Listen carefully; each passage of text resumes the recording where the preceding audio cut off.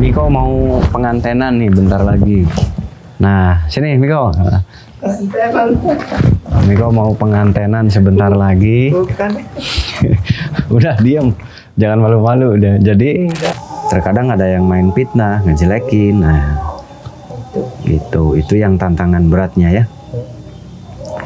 Dan di luar sana juga terkadang banyak oknum. Oknum paranormal itu di mana-mana selalu ada. Nah, jadi setidaknya kamu sudah tahu.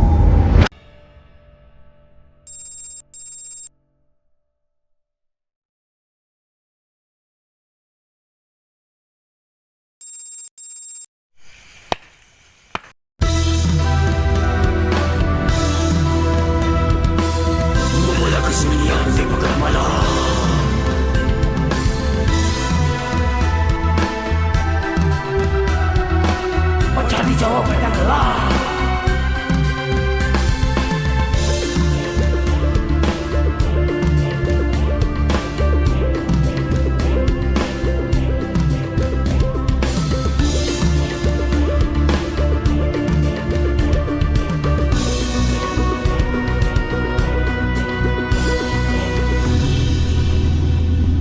Tebarkan riwayat dimanapun berada.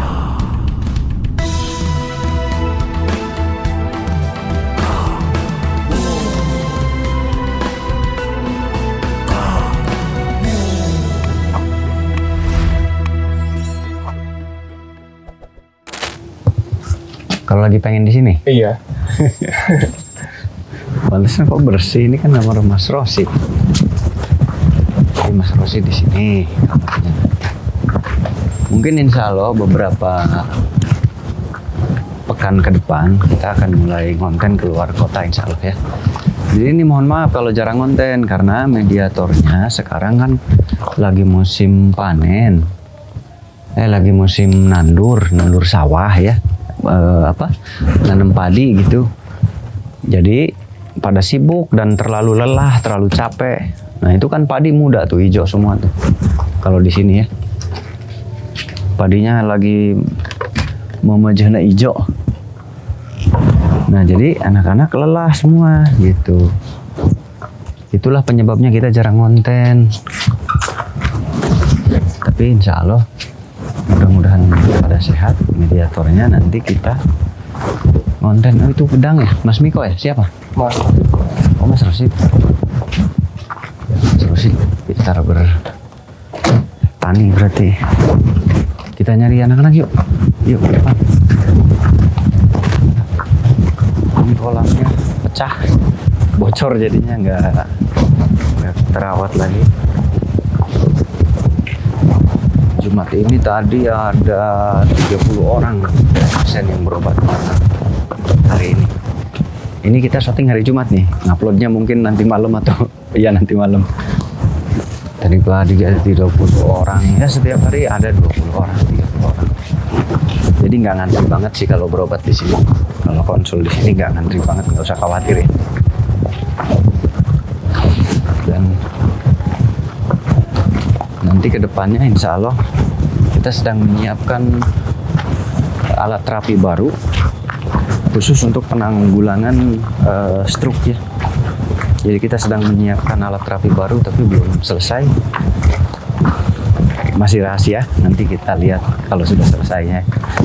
Ini kobong sekarang kosong nih, banyak yang kosong kobongnya. Siap? Kok? Gimana? Habis dari mana? Oh, ada? Ada tadi. Udah Nyariin kok? Itu yang pepaya siapa yang mau Rosid deh? yang mana? Pepaya Yang ini. yang di bawah ya. Oh yang kecil-kecil. Yang kecil-kecil mah yang di Mai. Oh di Semai. Abah ada nih tadi. Ya. Ini nanti sebelum ini dipindahin jangan di situ ya kok. Itu dilihat. Oh jadi gitu. Oh. Nanti pindahin aja di pojokan sana. Terus ayam dilepas aja kok, diliarin aja. Kasihan, ayam mending diliarin. Farhan lagi ngapain? Lagi apaan? Tuan, lagi apa? Buku udah sampai mana? Buku udah sampai mana? Kitab buku. Nah, nunggu. Background. Oh, background. Emang belum selesai dong? Background. Belum, lupa. Oh, lupa. Seharusnya diingetin. Orang ditungguin. Keburu ada mau dikirim. Miko mau pengantenan nih bentar lagi. Nah, sini Miko. Miko mau pengantenan sebentar lagi. Bukan. Udah diam. Jangan malu-malu udah. Jadi Miko mau pengantenan sebentar lagi, 5 bulan lagi Miko pulang. Jadi bentar 5 bulan lagi nggak ada di sini Mas Mikonya. Ya. Jadi kalau kesini nggak ketemu Mas Miko. Tapi kalau yang di Sumatera nanti dekat bisa ketemu Mas Miko ya. Nah, jadi yang pengantenan 5 bulan lagi adalah Adiknya. oh adiknya, dikirain kamu kok. Berarti kamunya masih jomblo? Masih jomblo dia. Kirain kamunya yang mau pengantenan. Aduh salah pemirsa. Ternyata bukan ini pengantenannya tapi adiknya. Adik nungguin. Kalau ini masih jomblo. Kenapa jomblo? Nggak ada pacar atau nggak mau nyari dulu? Ya mau nyari, cuman kita kan mainnya di sini di hutan. Mainnya di hutan Ya, terus. ketemunya ya. Yang ketemunya cewek terbang terus ya. Ya udah nanti. Kamu udah bulat nih 5 bulan lagi mau pulang. Insya Allah. Nah, 5 bulan lagi mau pulang. Ya udah. Jadi persiapannya apa kalau mau pulang nanti rencananya? Persiapannya ya kita ya pertama ya persiapan apa dari udah mental udah insya Allah harus berani dalam di masyarakat nantinya dalam menghadapi hal apapun gitu kan. Ya usah ngedon, sudah ada kiat-kiatnya juga langkah-langkahnya. Ya. Langkah apa tuh? Ya mudah-mudahan bisa meneruskan apa yang diamanatkan dari Kang, apa yang harusnya di sananya, mudah-mudahan bisa jadi ilmunya berkah dan barokah. Amin. Nah, jadi udah siap bulat, udah bulat. Insya Allah. Jadi kita sekarang masa-masa gemblengan terakhir nih, harus siap mental ya. Ya. Mulai di apa namanya pelulusan akan menempuh ujian-ujian. Ya. Oke, siap? Siap. Nah, itu Farhan ngapain? Oh, bikin kitab. Jadi nanti malam kamu sama Farhan siap-siap mau di ospek. Oh, bukan di ospek, apa namanya? Mau diuji coba nanti malam Miko sama Farhan. Sekarang setiap malam kita nonton ini berdua nih. Itu ayam dioyarin aja kasihan. Hah? Kok? Nggak apa-apa lah. Yang penting oyar aja. Kayak ayam kampung biasa aja kok pagi keluarin. Ayam ketawa mati ya? Iya, mati ya. Ayam ketawa mati. Saya punya ayam ketawa.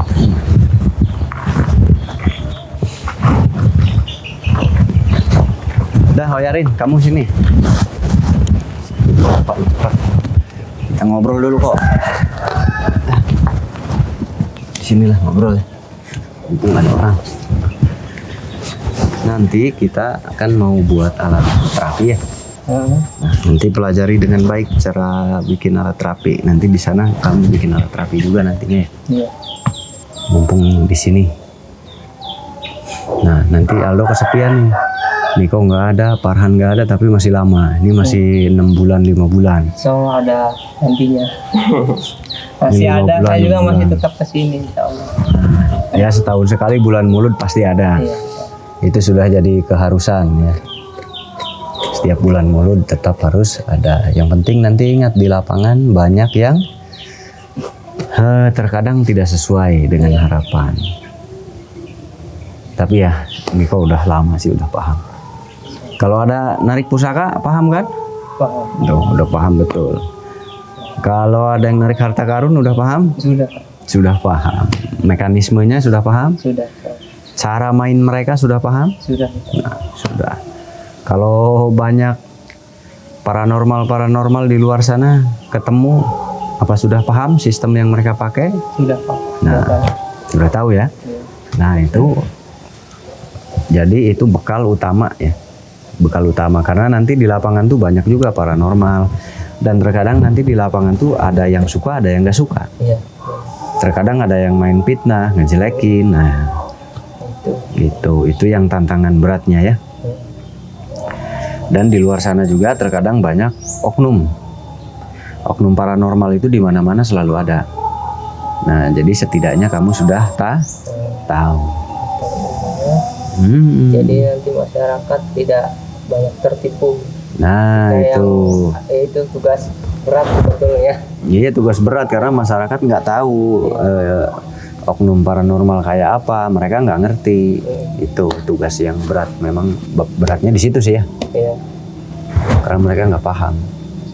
Yang seperti apa sih yang beneran, yang seperti apa yang oknum-oknum itu membingungkan kalau di lapangan. Nah, ya udah nggak apa-apa. Kamu semoga diberikan keberkahan ya. Nah, selalu dalam ridha Allah, semuanya dilancarkan. Nanti di Lampung di sana bisa pelan-pelan, kalau ada musola pakai musola. Ada musola kan waktu itu ya? Yang dipakai Pak RT? Oh itu mah jauh kan? Oh, jauh. Di masjid. Daerah situ nggak ada musola ya? Paling ada cuman ya agak jauh. Paling nggak dari mana? Dari sini ke yang situ juga Masjid Sukaraja. Oh jauh banget musola itu. Masjid ya. Oh masjid musolanya? Musola ada cuman udah ada yang ngaji. Maksudnya udah aktif. Udah aktif. Ya, berarti ikut ke musola yang ada aja. Dekat kan? Dekat. Gitu. Paling buatnya majelis aja. Ya buat ini aja majelis rutinan malam minggu, malam Jumatan. Gitu. Nggak apa-apa itu mah. Kalau majelis mah boleh di mana aja. Di sana ramenya apa, ngaji anak-anak atau apa? Kalau ramenya di sana mah memang sholawatan seperti manakiban itu rame. Oh udah ada. Oh ya udah. Sering gitu. Kalau udah ada ya biarkan yang sudah berjalan. Jangan buka lagi, nanti kebanyakan malah bingung orang. Saya juga suka ikut nimbrung dalam kegiatan ini kan, ngisi waktu. Terus itu manakiban biasanya. Iya nggak apa-apa. Nah yang terpenting mereka bagiannya kan begitu. Iya. Nanti kamu punya bagian peran sendiri. Ya manusia punya peran sendiri-sendiri. Kalau semua di situ ya bingung. Orang yang bingung itu jamaahnya. Kalau ini begini semua. Kalau selawat semua bingung jamaahnya. Iya. Malah bosan nanti, malah bosan kebanyakan. Yang penting yang sudah dikuasai ilmu terapi ya. Secara menerapi orang sakit begini bagaimana, orang sakit stroke bagaimana, orang sakit batin bagaimana, kena santet, sihir bagaimana. Yang penting kamu sudah banyak pengalaman di sini ya. Sudah banyak mengalami dan kamu sudah banyak tahu tentang paranormal di YouTube itu bagaimana, mereka cara kerja bagaimana, itu yang paling penting. Jadi saat di lapangan ya kamu sudah paham, sudah bisa. Karena nggak akan jauh beda dengan yang kamu alami di sini. Menghadapi orang sakit bermacam-macam, karakter mereka berbeda-beda. Dan cara menghadapi orang yang terkena sakit jiwa bagaimana, kamu sudah paham. Sekarang takut nggak kalau ada orang yang sakit mental, sakit jiwa? Nggak takut. Ya, kalau dulu mungkin masih kabur ya kalau dulu. Iya, galak karena kita melihatnya pasti galak. Takut. Nah, sekarang sudah tahu ilmunya? Udah tahu. Jadi rileks ya? Iya, santai aja. Tapi tetap nggak boleh dikasih senjata tajam kayak arit, golok. Itu nggak boleh dikasih, dipegang dia nggak boleh. Tetap, karena namanya sakit jiwa itu tidak ada kontrol ya. Iya, betul. Jadi usahakan jangan dekat-dekat benda tajam. Itu kalau merawat yang sakit jiwa. Kemarin malah dikasih arit sama dia. Di arit-arit, ya nggak masalah, cuman menjaga keamanan jangan. Karena mereka tidak sadar. Kalau kayu nggak apa-apa. Nah, yang terpenting sudah punya bekal selama 4 tahun di sini merawat yang sakit jiwa bagaimana. Nah, kalau nggak pernah ngalamin takut. Iya, Yang sakit jiwa ngamuk ya takut. Waduh, ngamuk nih. Malah gini. Jadi kalau yang sakit jiwa ngamuk, kamu kabur nggak sekarang? enggak kabur. Kalau kabur harus lah. dirangkul juga. Nah, sekarang malah dirangkul, ditemenin. Dan malah ngobrol akrab ya kan? Iya. Nah, gitu. Jadi yang sakit jiwa pun bisa bisa dikendalikan, diterapi, itu bisa. Sangat bisa, sangat mungkin. Ya, begitu. Jadi sangat mungkin, sangat bisa. Jadi ingin mengalami ilmu seperti itu butuh proses lama dan panjang. Betul. Jadi manfaatkan nanti baik-baik, terapkan ke masyarakat ya. Terapkan ke masyarakat, mengabdi ke masyarakat, bantu yang membutuhkan. Terus YouTube-nya kamu apa namanya YouTube-nya? Kang Masmik. Kang Masmik. Nah, sudah ada YouTube-nya Kang Masmik. Nah, jadi siap nanti? Oh, siap. Nah, nanti YouTube-nya hidupkan ya. Aktifkan YouTube-nya, jangan nggak aktif. Nanti saya pantau dari sini, si Miko nih mana kontennya YouTube-nya. Harus ngonten setiap hari ngonten supaya saya bisa mantau perkembangan. Kalau ada yang salah saya bisa tahu juga ngelihat gitu. Iya. Silaturahmi ya sama yang di Sumatera, main ketemuan, ngonten, ajak ngonten, samperin itu nggak apa-apa ya. Kan banyak juga santri di sini yang dari Sumatera banyak. Datengin, ajak ngonten, itu nggak apa-apa boleh. Ya, Iya. ajak ngebola, nggak apa-apa ajak ngebola. Syukur kalau nemu mediatornya. Nyari mediator itu susah. Mediatoran sudah paham kan? Sudah paham. Nah, apa semua orang bisa dipakai mediator? Tidak bisa. Tidak bisa kan? Nah, sekarang udah paham dia. Jadi nggak semua orang ya. Iya. Nah, Ciri-ciri tertentu. ya intinya ada ilmunya khusus ya. Ada ilmu khusus, di dalam ilmu itu ya tidak semua manusia bisa jadi mediator. Begitu. Dan paranormal di luar sana terbagi berapa? Ada 2. Ada 2 jenis. Nah, yang satu? Yang sistemnya praktek. Kedua yang praktek. Yang bagaimana? Yang praktek itu yang dikhususkan banyak bekerja. Banyak bekerja, tidak banyak ngomong. Jadi langsung ke intinya. Nggak ngomong yang cerita-cerita yang sampah kayak seperti yang tidak Kalau yang satunya? diomongkan. Yang satunya itu hanya ya cerita-cerita gitu.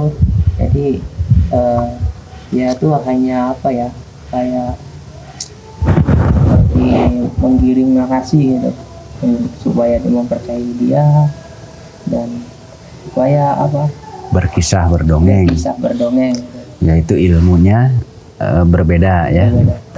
Jadi ilmu di lapangan itu, ilmu di dunia paranormal itu nggak Nggak sama. Ada yang memakai teknik berkisah, berdongeng, gitu. Itu ada. Jadi lebih mengedepankan cerita, kisah, dongeng. Iya. Ada yang seperti kita di sini itu lebih kepada praktek, langsung pegang, tangani, teliti, langsung bicarakan permasalahannya ini, udah selesai. Tapi ada tipe yang beda dari kita. Iya. Nah, memang yang seperti kita juga banyak. Iya. Yang seperti itu juga banyak. Jadi ada jenisnya.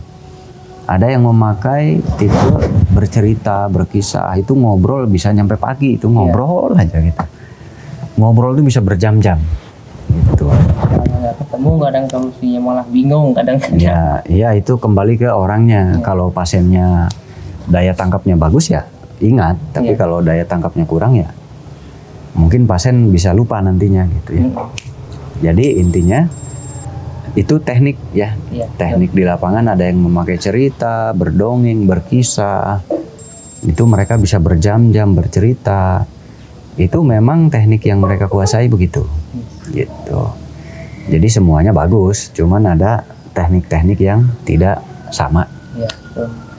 Itu tapi umumnya banyaknya yang bercerita, berkisah. Apa aja jadi didongengin dia apa aja. Banyak ya.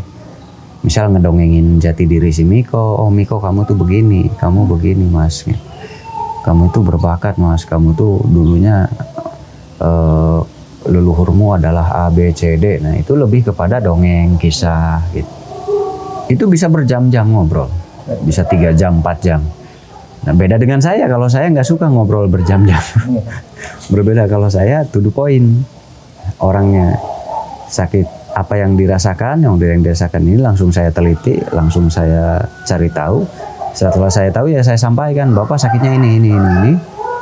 Jadi kita langsung obati. Dah, kalau saya begitu tipenya.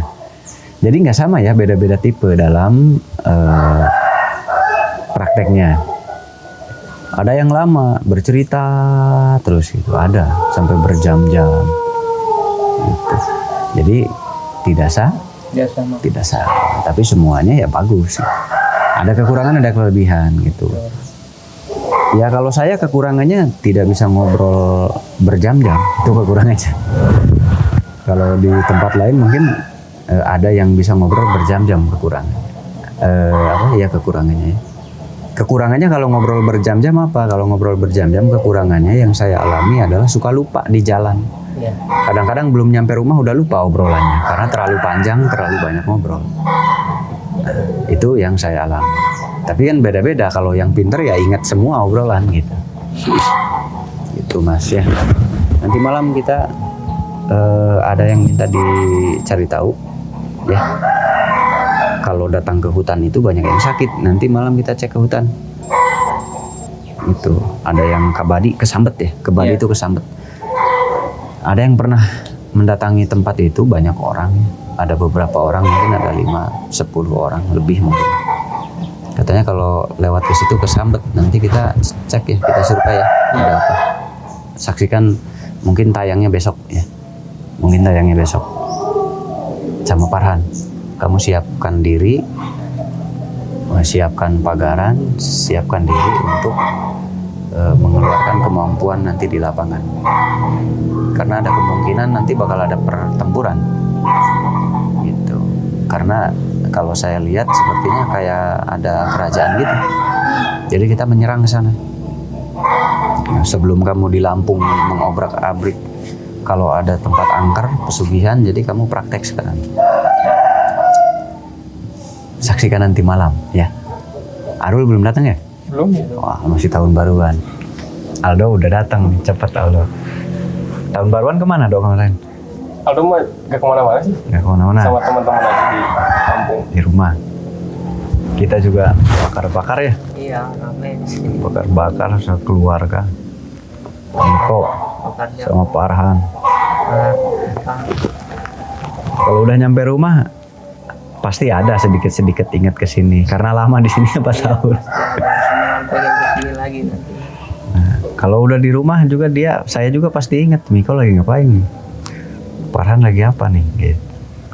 Soalnya paling lama ini mereka berdua tuh paling lama di sini, 4 tahun, 4 tahun lebih jadinya. Dengan kisah-kisah yang tak terlupakan di sini. Iya. Cuman saya ada sedikit kecewanya sama kalian kok. Kenapa? Kamu nggak mau belajar silat saya dengan serius, padahal nanti dibutuhkan itu silat itu. Itu dibutuhkan banget silat itu padahal. Tapi ya namanya nggak hobi susah ya. Karena harus hobi. Kalau bela diri silat itu memang harus hobi banget. Nah mereka hobinya memang ilmu hikmah, ilmu karomah. Hobinya mereka hikmah karomah, memang susah dipaksa. Kalau saya memang hobinya silat juga. Nah kenapa nggak hobi silat kok? Emang nggak hobi dari kecil? Sebenarnya dari SMP itu Apa? suka, emang pernah belajar. Cuman pas waktu SMP itu nggak ngelanjut sekolah, jadi merantau langsung, jadi udah nggak ini lagi. Terus sekarang kenapa tidak serius? Bukan nggak serius, yang banyak Banyak apa? ujian. Banyak ujiannya ya males namanya. Namanya nggak hobi itu. Kalau hobi itu nggak ada males, seneng gitu, pengen terus. Ya. Dan kalau orang hobi itu gerakannya cepat bagus, beda dengan yang tidak hobi. Memang beda banget. Kalau yang hobi satu gerakannya cepat bisa, cepat bagus, dan dia benar-benar siang malam itu latihan terus. Itu yang saya rasakan. Nah, Sedangkan Miko, Farhan, nggak ada tuh latihan-latihan, nggak ada. Kalau disuruh baru latihan. Nggak serius yang malam. Nah, dulu yang sempat bagus Slamet tuh latihan silat. Cuman Slamet udah mukim ya, udah di rumah. Slamet udah mau nikah? Ya udah mau nikah. Kapan katanya? Mungkin ya tahun-tahun ini kayaknya. Tahun ini? Sama orang mana katanya? Nah itu masih belum ini sih, belum apa. Sama siapa tuh? Belum jelas. Oh, belum jelas. Maksudnya belum ngomong ke kita, dia mah udah sih udah. Belum ngomong, paling pas undangan aja. Ya nanti kamu, Farhan, Slamet setahun sekali harus datang ya, kontekan. Ya. Kalau bulan Maulud setahun sekali, yuk berangkat ya. Iya. Nah, kalau nggak berangkat lupa berarti sama saya tuh. Enggak. Ya kecuali nggak ada ongkos. Kalau nggak ada ongkos wajar ya. Kalau jauh dia dari Lampung, nggak ongkos gampang. Nanti kamu kesini sama jamaah kamu, main kesini sama santri-santri kamu, nggak apa-apa sekalian main. Jadi rombongan, jadi ada yang ngongkosin, santri kamu nanti yang ngongkosin. Jadi gitu ya, membimbing orang sakit, perhatikan saat di sini. Oh begini, itu pakai cara yang bukan, pakai cara dua-duanya harus. Pakai cara dua-duanya harus. Pendekatan ke masyarakat itu yang paling lama prosesnya. Betul. Lama proses, karena masyarakat itu terkadang tadi pemikiran kan nggak sama dengan kita, ada yang suka, ada yang nggak suka. Nah, yang menghambat itu yang nggak suka itu lama. Jadi syiar agama itu sebetulnya nggak mudah. Makanya banyak santri ketika keluar dari pondok itu nggak jadi ustadz, nggak jadi apa-apa. Dia pesantren 10 tahun, 7 tahun, begitu pulang tetap aja dia kerja. Nah, kenapa? Karena dia merasa kesulitan menyatu dengan masyarakat. Karena setiap orang bakatnya berbeda. Ada yang berbakat untuk bermasyarakat, ada yang sedikit terhambat untuk bermasyarakat. Nah, itu agak sulit. Jadi kalau yang sudah ada bakat, cara menangani masyarakat itu ya berbaur. Berbaur, ada kerjaan, gotong royong ikut. Berbaur aja, ada kegiatan apa ikut, ada hajatan, biasanya gaplehan ya ikut aja gabung. Nah, kalau ada yang membutuhkan mimpin doa baru kita keluar. Nanti mereka kalau sudah tahu bahwa oh si Miko bisa mimpin doa ternyata, nanti mereka cari dengan sendirinya. Gitu. Jadi tetap berbaur dengan kegiatan masyarakat. Kalau bisa ya dimanapun selalu berbaur. Cuman sayang Miko daerahnya sedikit berjauhan dengan orang ya, nggak rapet kampungnya, nggak rapet banget, nggak padat banget. Tapi kan kesononya ada ya? Ada. Ya paling dekat sih sama pasar ya. Ya. Sekilo. Jangan jadi penguasa pasar kamu, ntar jadi penguasa pasar, jadi ketua preman. Jangan ya. Boro-boro sekarang malah takut sama itu. Iya jangan. Berani sama orang. Ya iya. Orang nggak ada yang sakti. Iya, tetap mati. Ya tetap mati. Kalau yang sakti nggak mati ya itu sakti.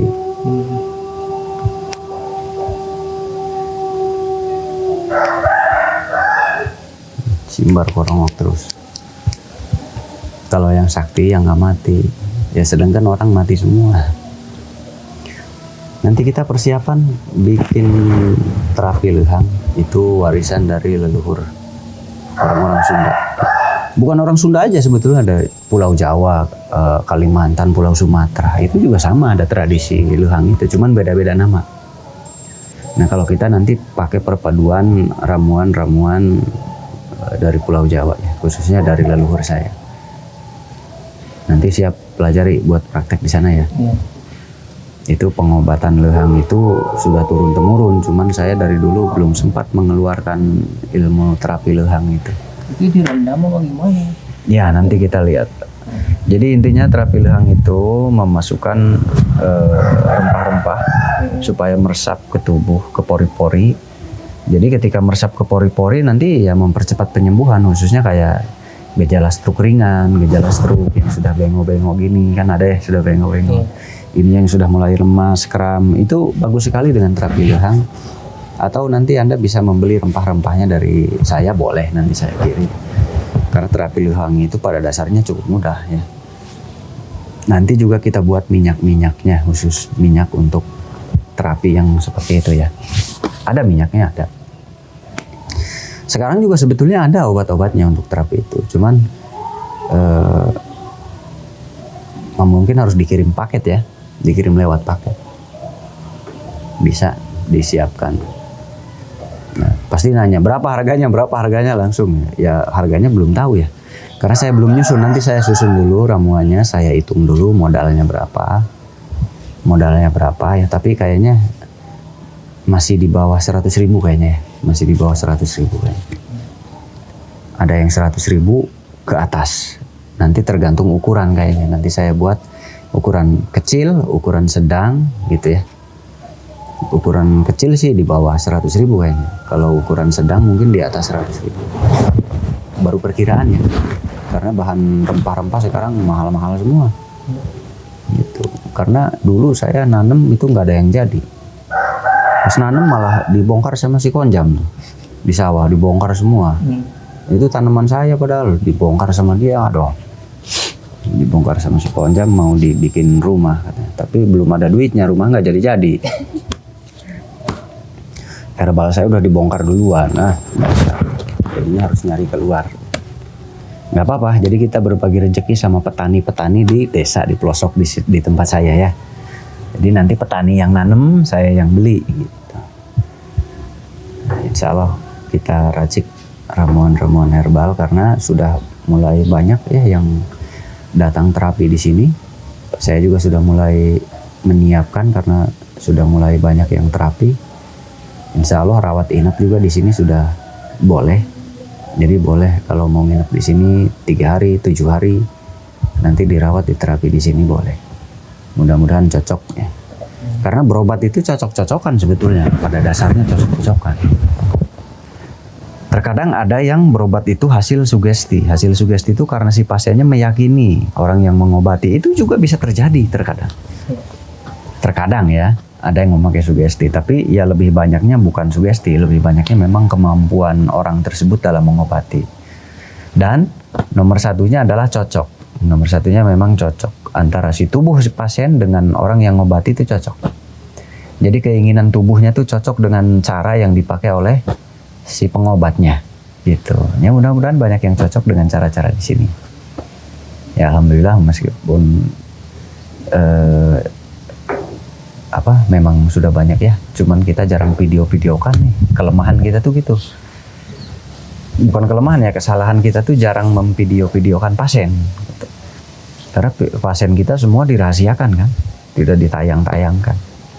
Itulah jadi penonton tuh nggak bisa menikmati cara pengobatannya gimana sih. Mungkin nanti kita publish ya, tapi tetap pasien kita di blur, kecuali memang pasiennya membolehkan tidak di blur ya. Karena kan itu kadang privasi, kadang malu ya. Ya memang pasien kita semuanya pemalu, nggak ada yang mau ditampakkan muka, semuanya di blur. Gitu. Orang yang berobat di sini kebanyakan pemalu, orang yang berobat di sini. Dan kita kan menghargai itu, jadi makanya di blur kebanyakan. Nah. Nanti kamu juga nggak apa-apa di video itu untuk ini juga, untuk pelajaran. Barangkali ada kekurangan nanti bisa ditindaklanjuti ulang. Kalau di video kan kita melihat, oh ada yang tidak dipakai nih yang ini gitu. Nanti ketika kontrol bisa dipakai.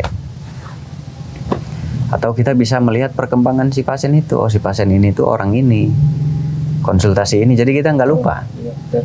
Kalau sudah kita videokan, lalu kita upload, itu kita nggak lupa dengan orang itu. Karena sudah ada orang ini tuh penyakitnya begini-begini, keluhannya begini-begini. Jadi kita ingat kembali. Kalau ketemu sekali itu kadang lupa, blank. Tapi kalau terekam video, oh orang ini ya, orang ini tuh yang konsul masalah ini. Jadi kita ingat dengan masalah mereka ya. Itulah keuntungannya divideokan. Keuntungannya divideokan itu yang berobat, yang konsul, kita bisa ingat keluhan mereka tuh apa. Gitu. Itu kelebihannya. Makanya lebih bagusnya divideokan. Jadi kita sebagai praktisi mengingat keluhan orang-orang itu satu persatu. Ada di video shot saya khusus untuk terapi-terapi ya. Kalau sekarang mungkin di video ini juga kita masih semua dikontenkan dulu karena belum maksimal. Kemarin hujan terus, sekarang insya Allah kita mulai, mudah-mudahan tiap malam kita berikan suguhan yang terbaik. Nah, karena apa? Susah mencari kontennya, mau konten apa gitu. Nah kebetulan nih ada permintaan, ada salah satu tempat angker, coba dong didatengin katanya. Nanti malam saya datangin sama Miko sama Farhan. Ya udah, selamat sore. Kalau mau datang ke sini hari Senin sampai Kamis, Jumat lah. Ya, jam 8 pagi sudah di sini. Jam 8 pagi sudah di sini. Tapi khusus hari Jumat, kontak dulu ada atau tidak. Kalau hari Jumat kadang-kadang saya keluar. Tapi Senin sampai Jumat saya praktek jam 8 pagi sudah ada di sini. Jadi lebih baik nginep aja. Nanti paginya sudah di sini ya. Nah, kalau belum terlihat ada orang di sini, tanya aja ke tetangga. Tanya ke tetangga, ini kok nggak ada orang di sini gitu. Nanti tetangga yang mengarahkan gitu. Di sini kan tetangganya terbuka semua ya. Karena di sini di tengah kampung, jadi terbuka. Dan ini terbuka. Apalagi nanti 5 bulan Miko nggak ada, nanti mana nih Mas Miko? Ya nggak ada di Lampung, udah di Lampung. Atau ketok pintu di situ ada Mas Aldo, ketok aja pintu, tok tok tok tok. Nanti ada Mas Arul, Mas Aldo. Sampai jumpa. Terima kasih. Selamat tahun baru, tambah jaya, tambah sukses, tambah lancar segala urusannya. Tuhan